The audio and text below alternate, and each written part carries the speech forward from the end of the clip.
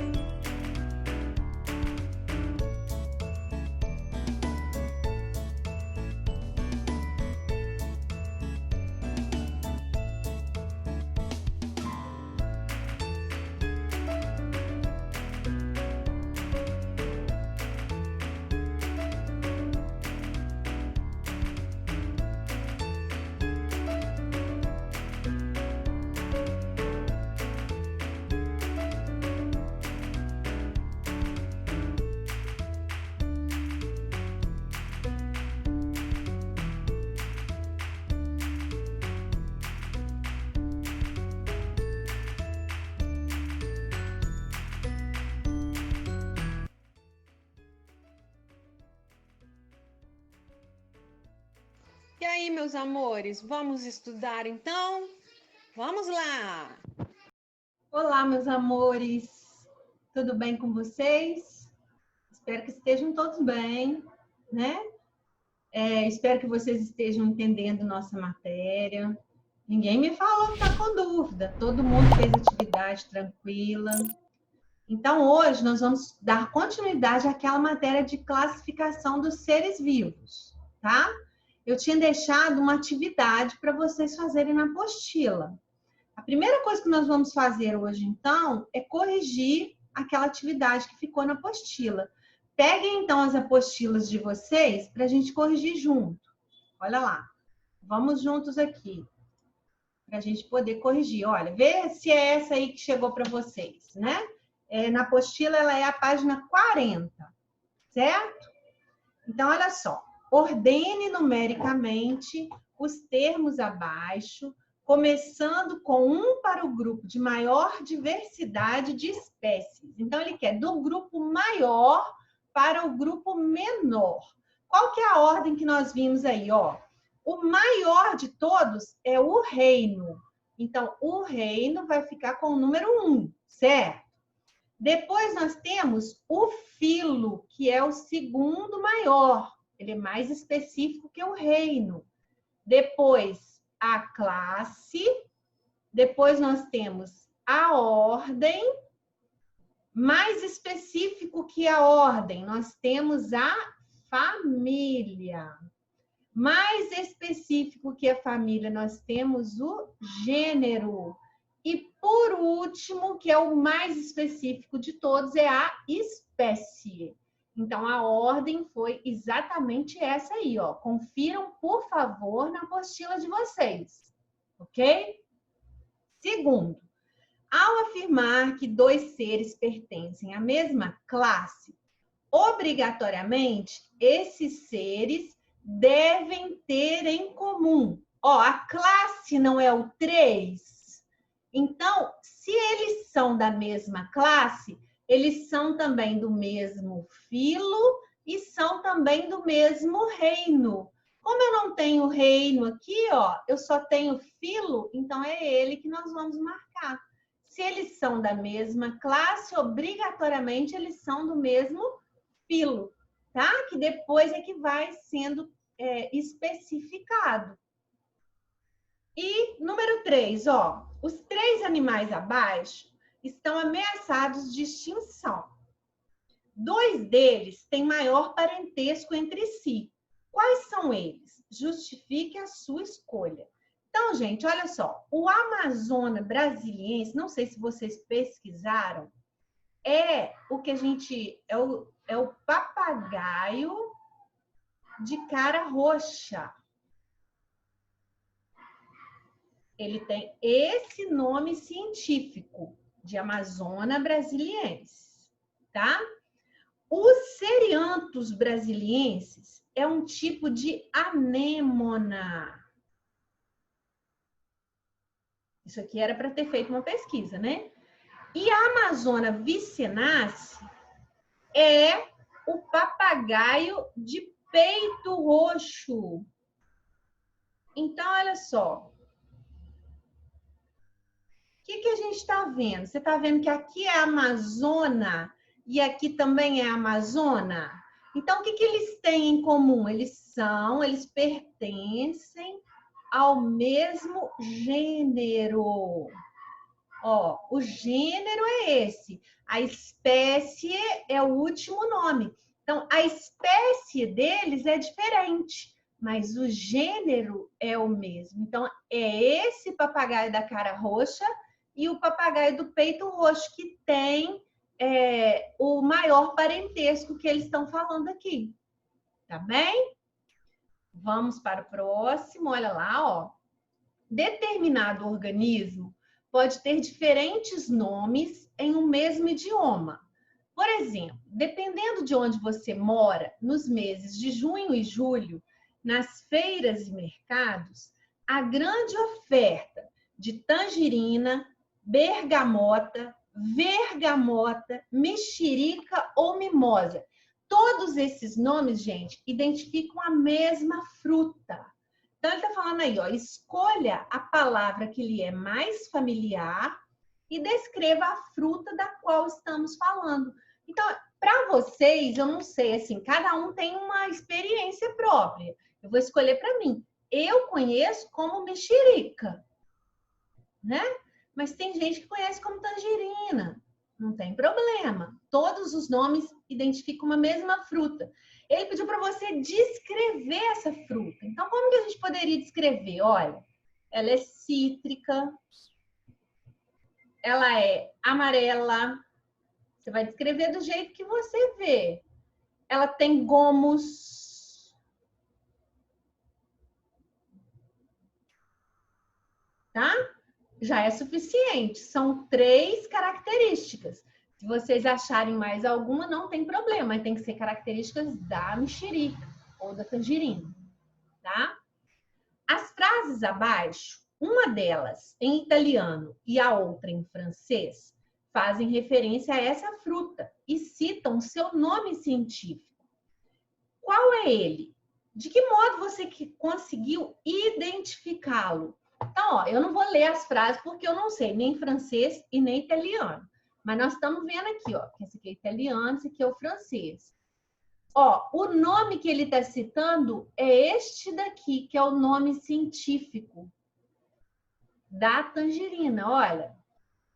E como que a gente consegue identificar esse nome científico? Porque ele está no latim, lembra? Ele não está nem em italiano e nem em francês. Ela é uma língua, esse nome é um nome universal. Então, escreve na mesma forma, escreve-se da mesma forma. Ó, vou abreviar só para ficar mais fácil, tá? Tanto em francês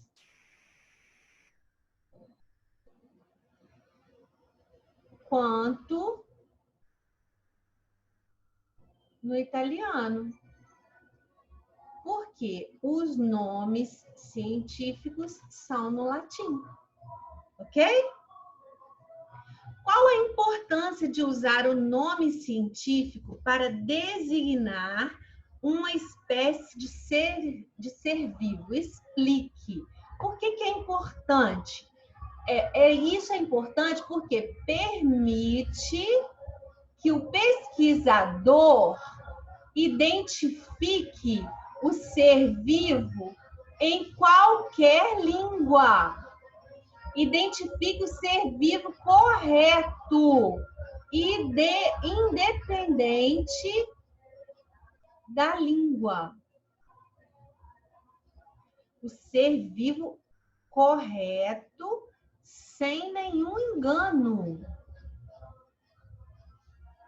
no mundo inteiro. Ok?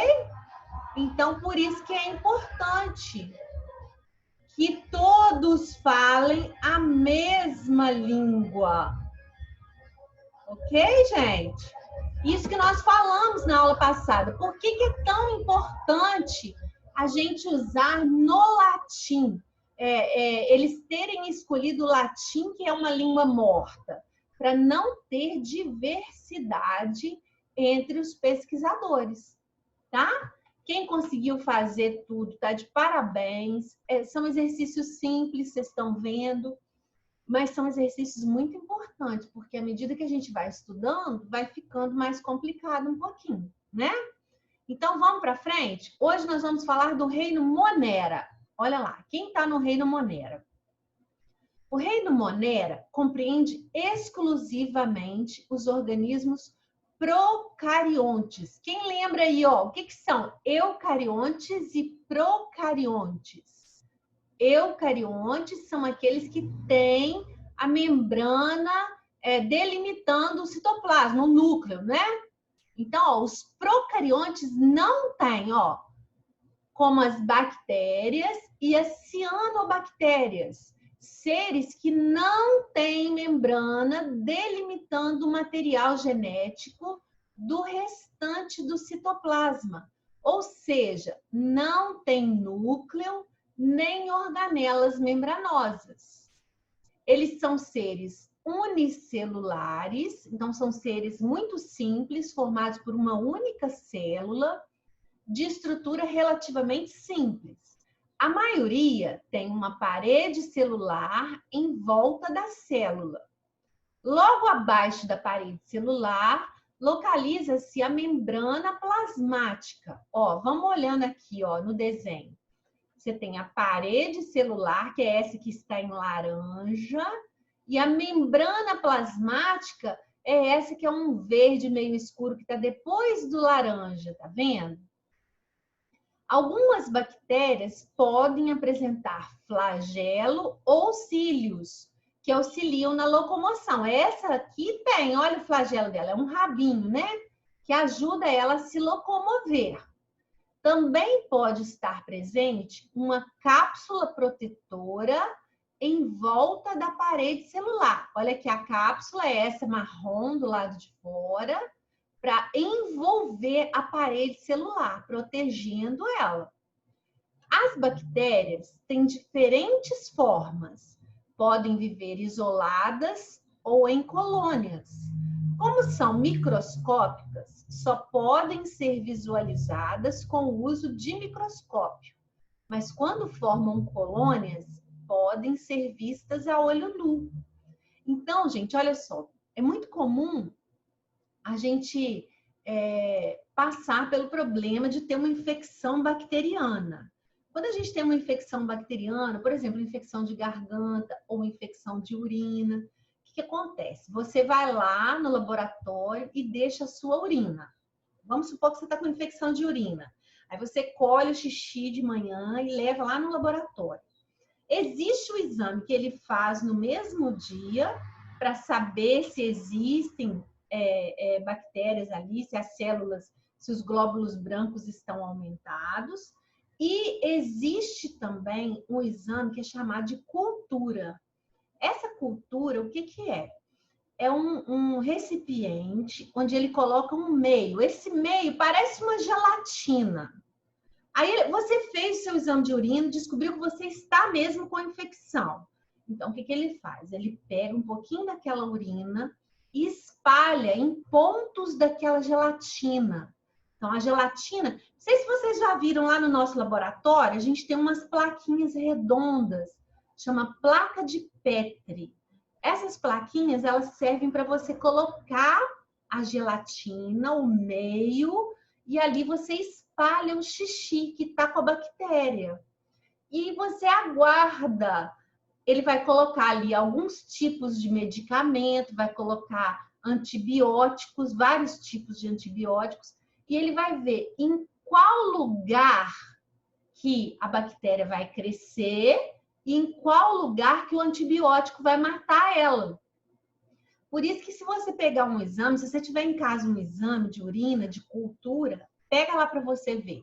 Vem escrito assim, o nome dos antibióticos e vem escrito assim, ó, sensível, pouco sensível e resistente. O que quer dizer isso? Sensível quer dizer que a bactéria que está na sua urina morreu na presença daqueles antibióticos. Então, a bactéria foi sensível ao antibiótico e morreu. O pouco sensível são aqueles antibióticos que a bactéria diminuiu, mas não morreu. E o resistente são aqueles antibióticos que a bactéria nem ligou para eles, continuou crescendo na presença deles. Certo?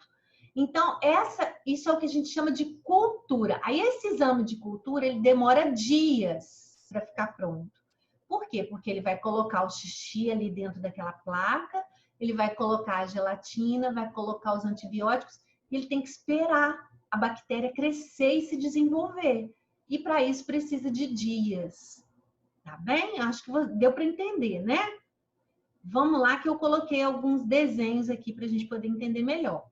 Ele vai falar também o seguinte, ó, podem ser autótrofas, por exemplo, as cianobactérias, que produzem seu próprio alimento, ou heterótrofas, quando absorvem substâncias nutritivas do ambiente. Então, olha aqui, ó, em relação à necessidade de oxigênio, as bactérias têm comportamentos diferentes.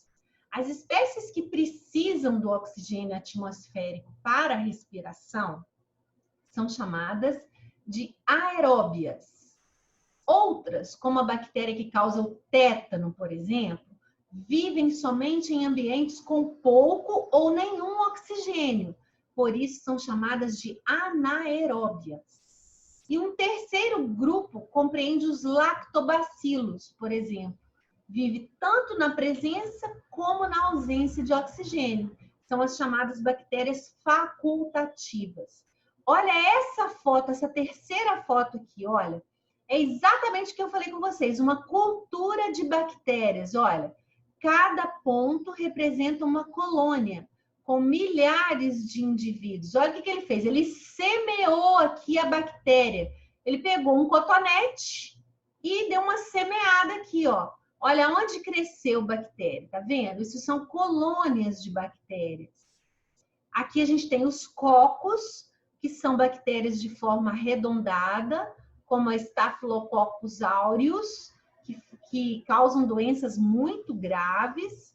E esse aqui é o formato dos bacilos, que são bactérias de forma alongada, como a salmonela, que também causa doença muito grave. Ok? Beleza, então vamos lá. Ó. A reprodução dos procariontes é muito rápida. E quando as condições ambientais são favoráveis, em poucas horas originam milhares de descendentes. Olha que doideira! A forma mais comum de reprodução é a divisão simples. Presta muita atenção nisso. Ó. Agora a gente está falando de reprodução. A forma mais comum é a divisão simples, também chamada de bipartição. Algumas bactérias criam uma ponte entre elas e trocam parte do seu material genético num processo chamado de conjugação. Nesse caso, a troca de material genético. Por isso, as bactérias geradas depois da conjugação podem apresentar características diferentes das originais, antes da conjugação. Então, é um casamento. Duas bactérias se unem, fazem uma ponte uma com a outra, e ali elas trocam material genético e formam um novo ser vivo. Então, ó, quando as condições ambientais são desfavoráveis à sobrevivência, algumas bactérias produzem pequenas cápsulas denominadas endósporos ou esporos. Dessa forma, elas podem ficar sem atividade por muito tempo. Elas ficam meio que dormentes. Quando as condições ambientais se tornam favoráveis, ou quando elas encontram um hospedeiro para parasitar, elas libertam-se da condição de esporo e voltam a se reproduzir. Olha como que elas são fortes, gente. Elas podem ficar nesse período de dormência um tempão, esperando condições favoráveis para se reproduzirem. Muito fera, né? Então, ó, as bactérias no nosso dia a dia. Vocês sabem que nem sempre as bactérias fazem mal para a gente. A gente tem contato com muitas bactérias no nosso dia a dia e nem sempre isso é prejudicial. Então, vamos ver quando, ó. As bactérias estão por toda parte, relacionam com os outros seres vivos e com os componentes do ambiente. As bactérias autótrofas, então são aquelas que produzem seu próprio alimento, realizam fotossíntese e são fonte de alimentos para muitos organismos. As heterótrofas alimentam-se de matéria orgânica em decomposição e pertencem ao grupo dos decompositores nas teias alimentares. Nesse caso, são chamadas de saprófitas, quando ela se alimenta de ser que já morreu, tá? Elas são as saprófitas. Então, ó, a gente está vendo aqui uma raiz, olha, nódulos formados por bactérias que fixam o nitrogênio em raízes.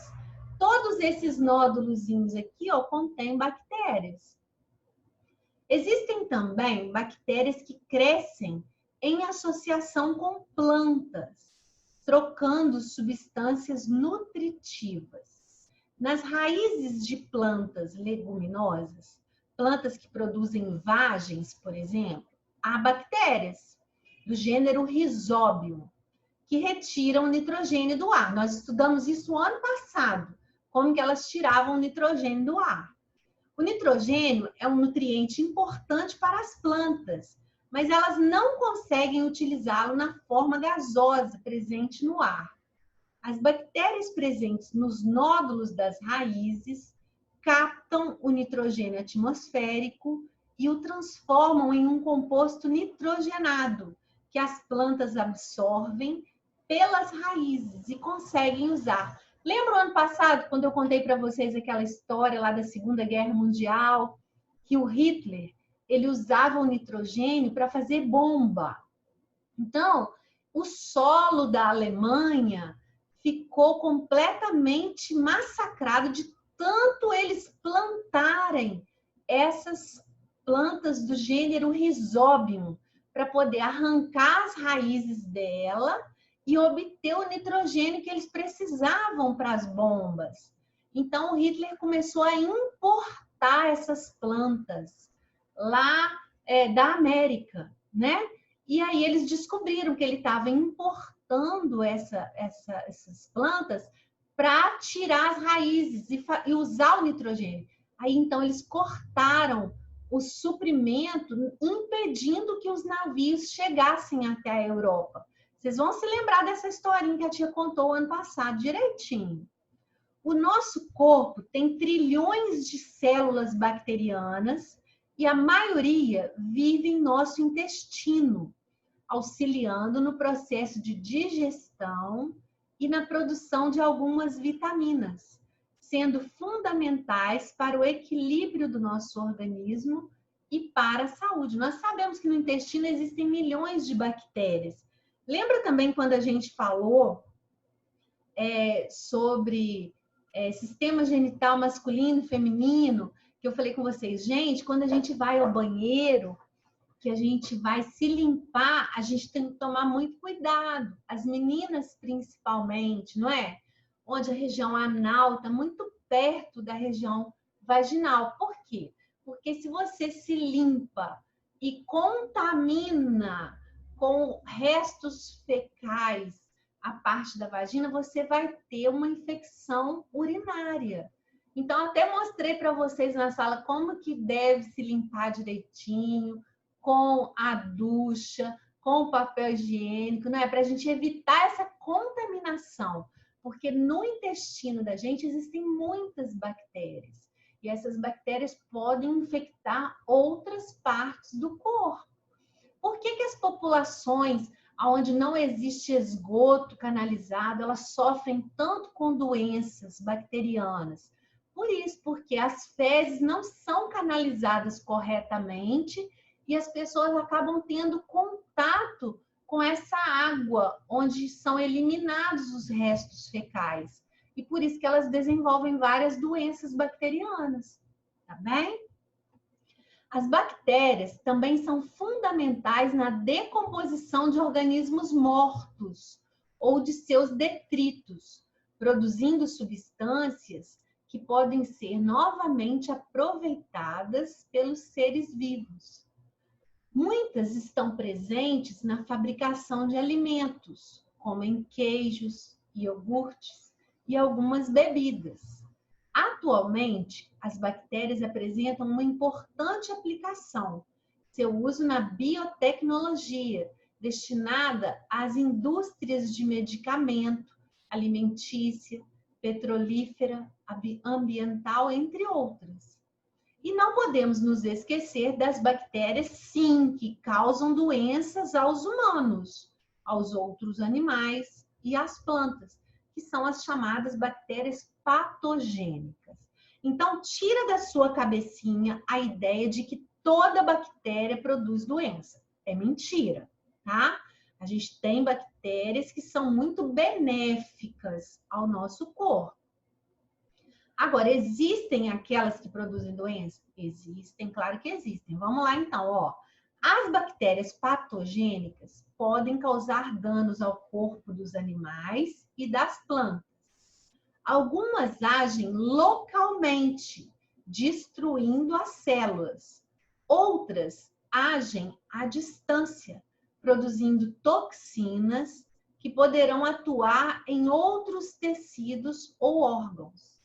A bactéria que causa o tétano, por exemplo. Vocês sabem que tétano é uma doença que ela desenvolve quando você tem contato com alguma coisa contaminada. Então, por exemplo, quando você se machuca com um prego, com alguma coisa enferrujada, você se corta com aquilo e aí você tem que tomar uma vacina, porque senão você desenvolve o tétano. Aquilo ali estava contaminado com uma bactéria e quando te cortou, aquela bactéria entrou no seu corpo, tá?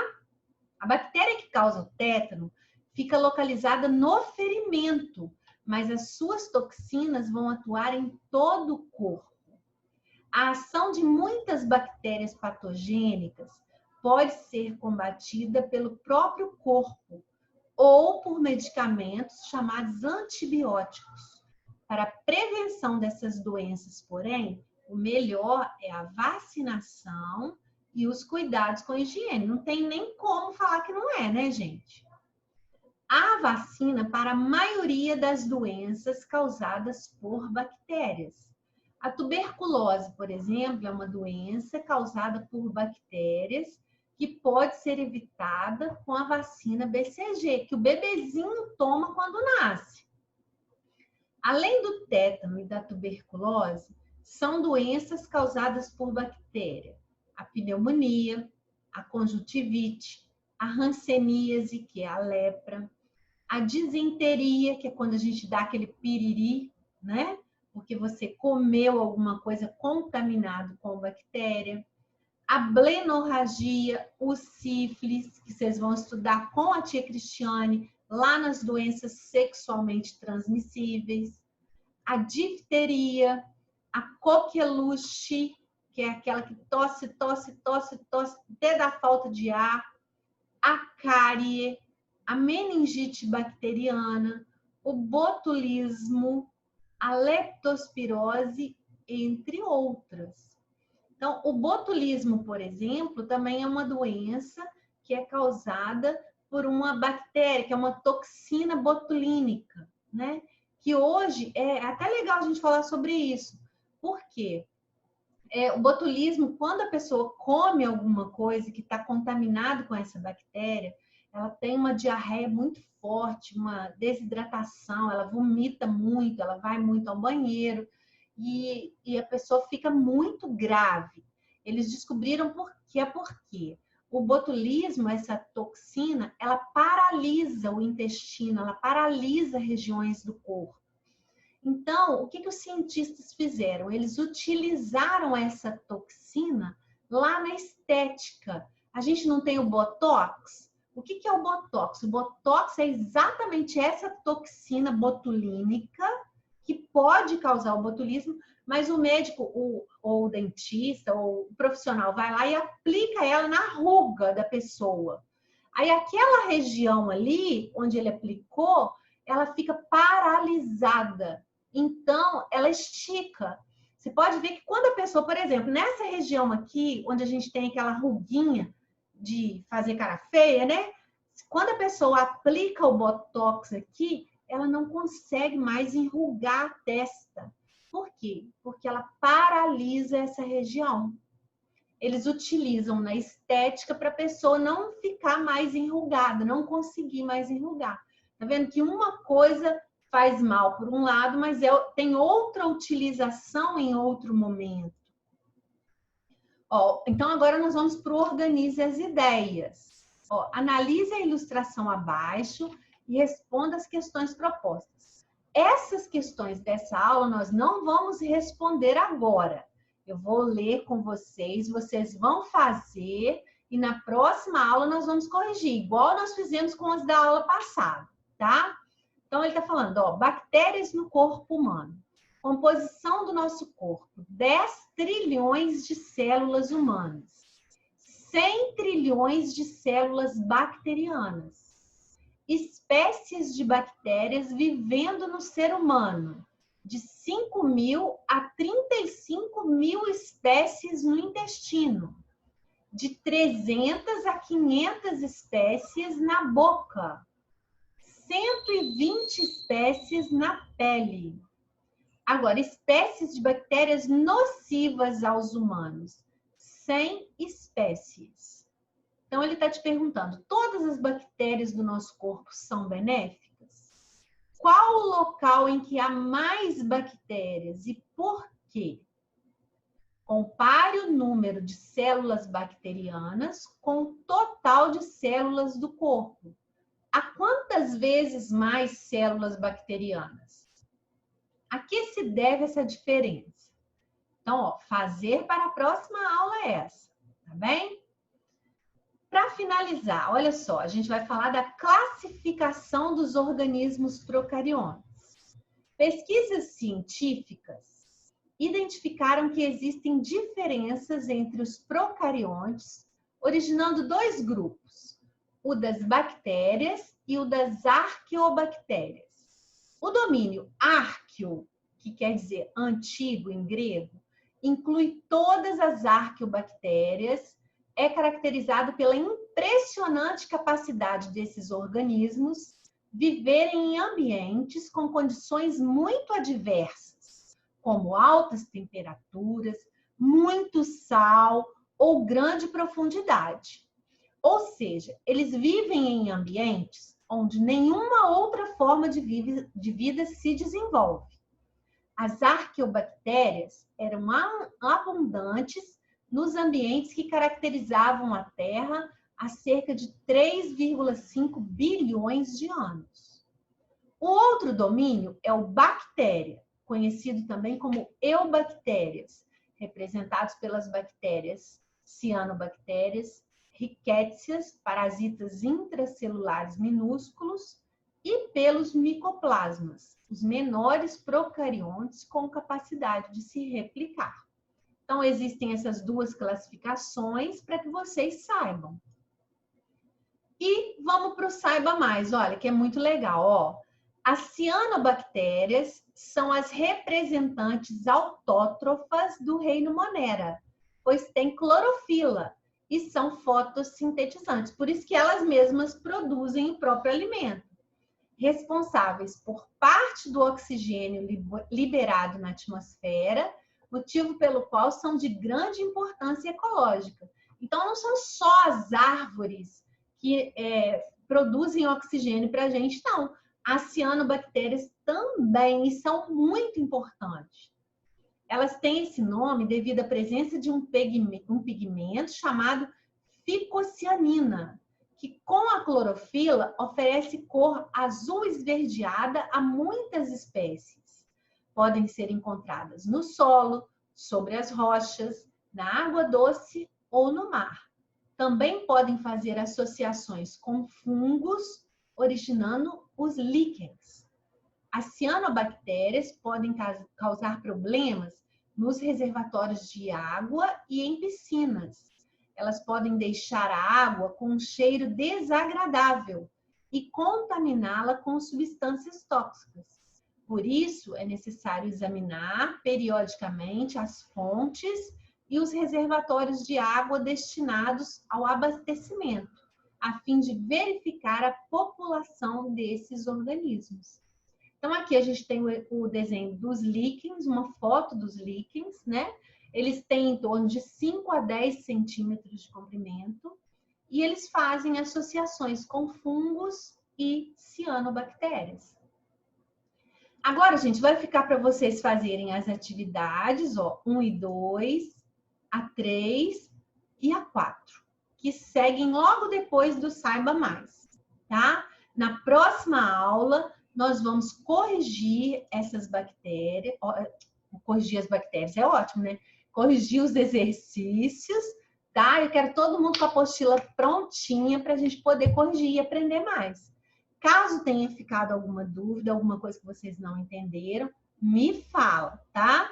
Comenta no vídeo, se gostou, se não gostou, se quer mais uma explicação, tudo que está se passando, tá bem?